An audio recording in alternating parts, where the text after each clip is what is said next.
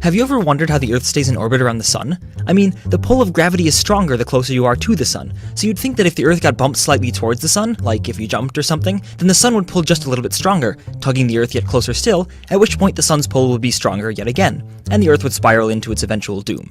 But you and I and Swiss cheese are clearly evidence that the Earth doesn't just spiral into its doom. So why not?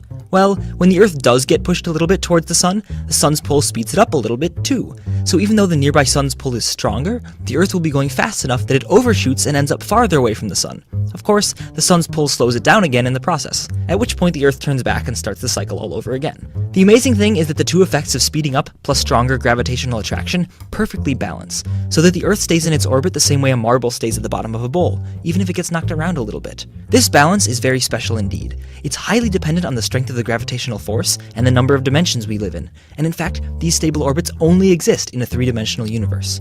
The details are a bit subtle, but if gravity were just slightly steeper, as it would be if we lived in 4 spatial dimensions, you could never orbit the Sun because you'd get pulled in without picking up enough speed to escape, and you would spiral into your doom. And if we lived in fewer dimensions so that gravity were a bit tamer, then you could also never orbit the Sun, because as you approached it, you wouldn't be pulled enough and would merely pass by with your path slightly bent. So we're incredibly lucky to live in a three-dimensional universe where there are stable orbits that allow planets, solar systems, and galaxies to exist at all. Thank you, stable orbits, for without you, life as we know it, and especially cheese, would be impossible.